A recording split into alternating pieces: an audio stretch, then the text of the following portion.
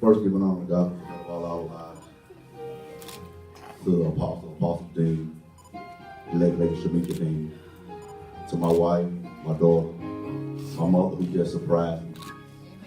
We do greet you this morning in the name of my Lord and Savior Jesus Christ. I bring you greetings from the historical Tabernacle Baptist Church of Selma, Alabama, where my pastor is none other than oldest Dion Cole.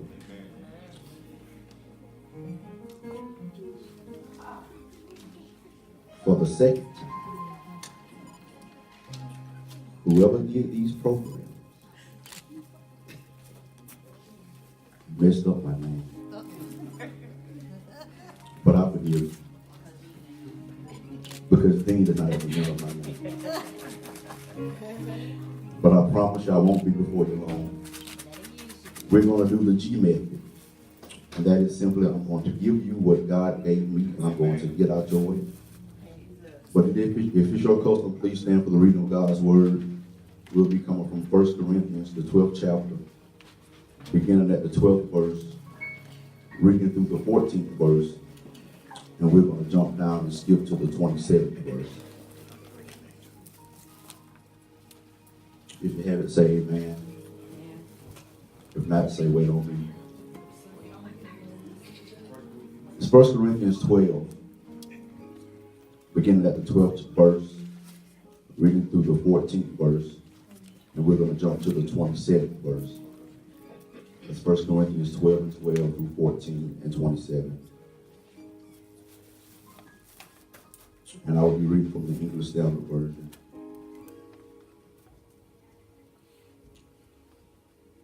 And it reads thus wise. For just as the body is one and has many members, and all the members of the body, though many are one body, so it is with Christ. For in one spirit we were all baptized into one body, Jews or Greeks, slaves or free, and were all made to drink of one spirit. Verse 14 says, for the body does not consist of one member, but of many. Jumping down to verse 27, and it says that now you are the body of Christ and individual members of it. You may be seated. For the next couple of minutes, I simply want to talk about the structure of the body. There's a saying that says, united we stand, but divided we fall.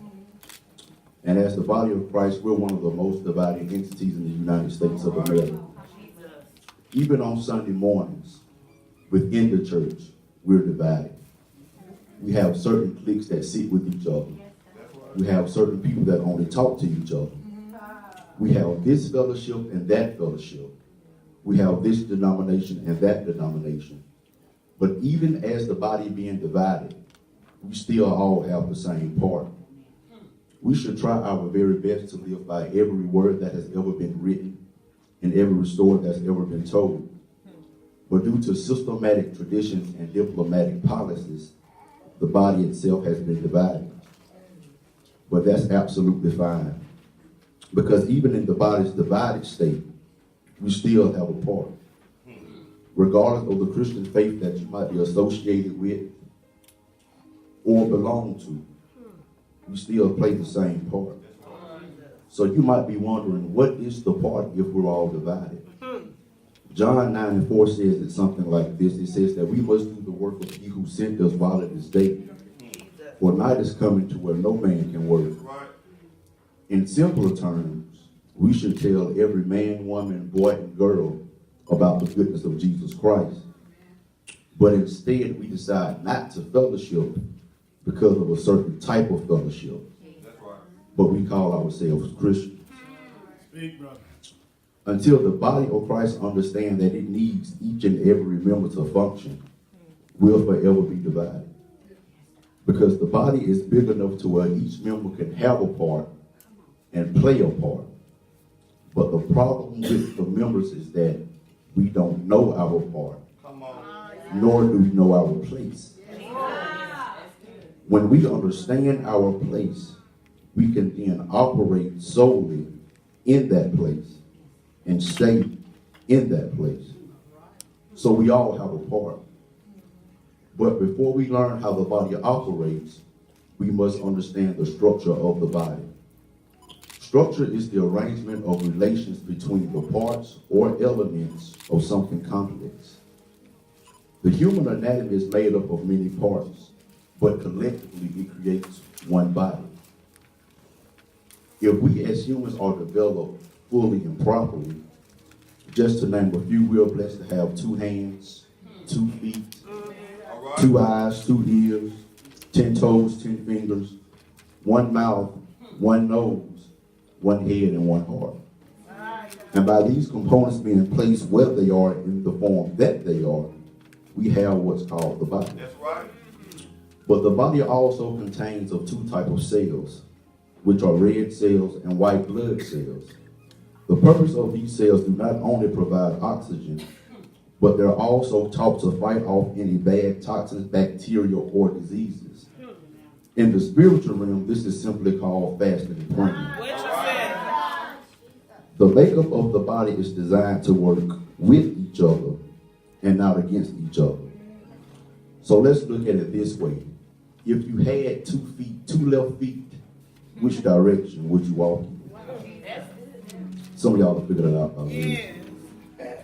But the body is designed to produce positive results against negative beatings. So just simply walk with me, if you will. Come on. After the process of conception, there's 3 phases that take place called trimesters. During the course of these trimesters, your body will begin to experience some changes that you might not understand.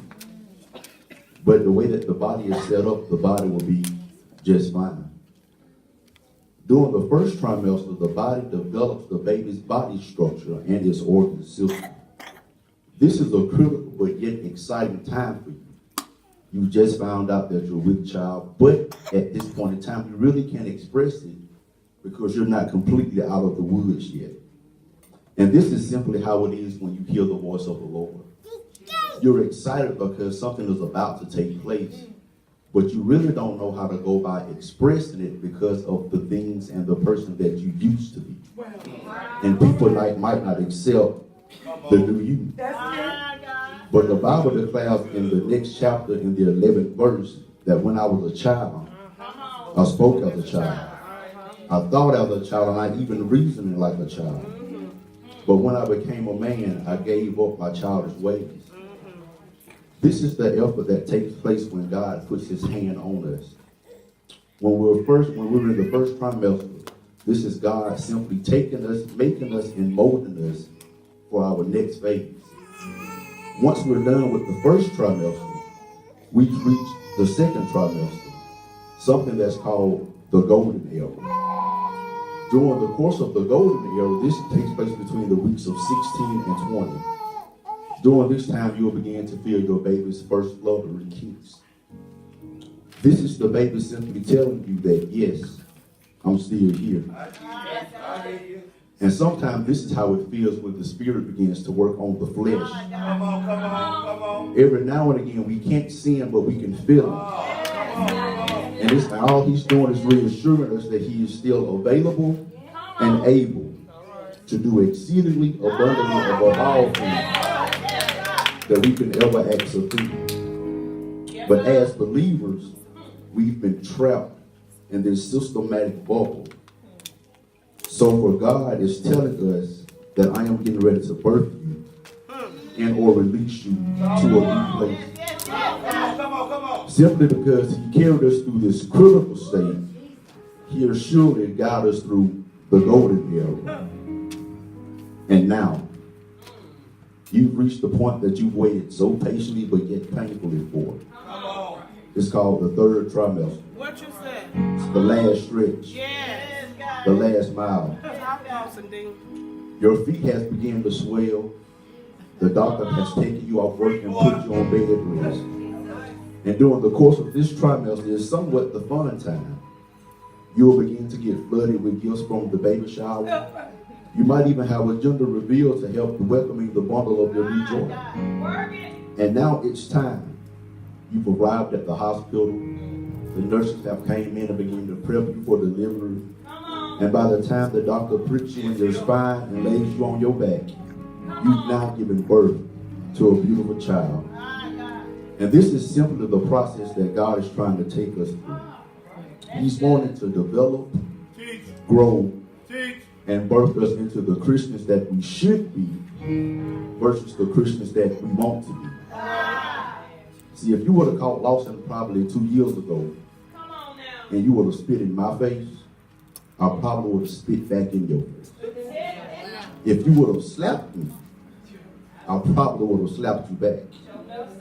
But due to the fact that I've grown, I've been developed, and I have somewhat now been birthed into this new era, instead of me spitting in your face, I'll just pray for you.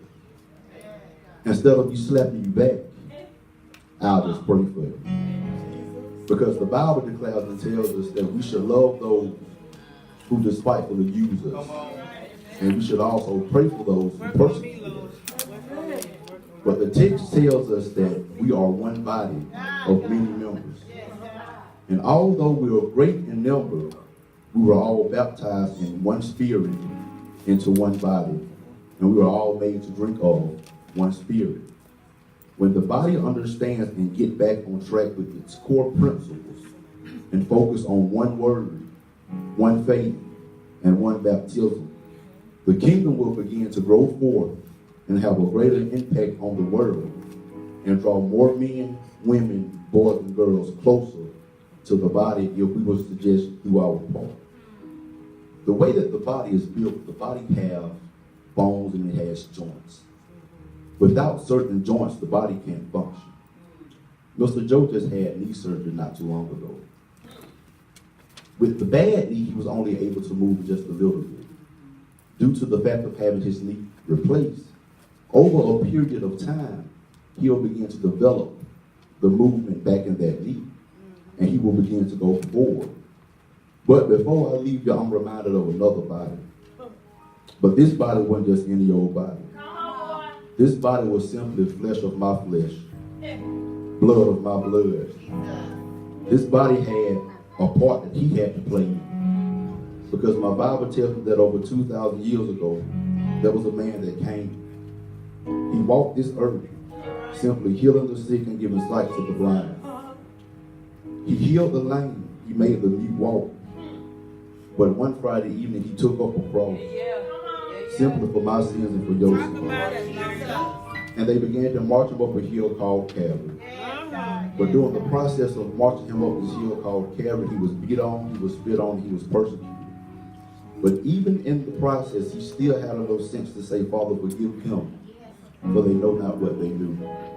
And when the body learns how to forgive, we'll begin to grow. The body can't grow if the body don't know how to forgive. But the Bible tells me that they hung him high, they stretched him wide. That he hung, he bled, and he died. But little did they know that just because he said that it was finished, didn't necessarily mean that it was over. Because they took him off the cross and they placed him on the tomb. They sealed it with a stone and they left it alone. And they went back and nobody was on the inside. Because early Sunday morning, the same power that he went in the grave with, he got back out the grave with that same power. And all he's simply trying to tell us on this day is that he wants to develop us, he wants to grow us, and he wants to birth us into the Christians that he wants us to be. Better yet, into the Christians that he needs for us to be. Because there's a song that simply says that I need you and you need me. Regardless of the denomination that you might belong to, we're all a part of God's body. If you simply just stand with me and agree with me, we will all figure out that we need each other simply to survive. I pray that something was said on this evening that will give you some type of revelation and or application. Preaching is good. Celebrating is good. But if you don't apply what you heard, then the preaching is invalid. God bless you.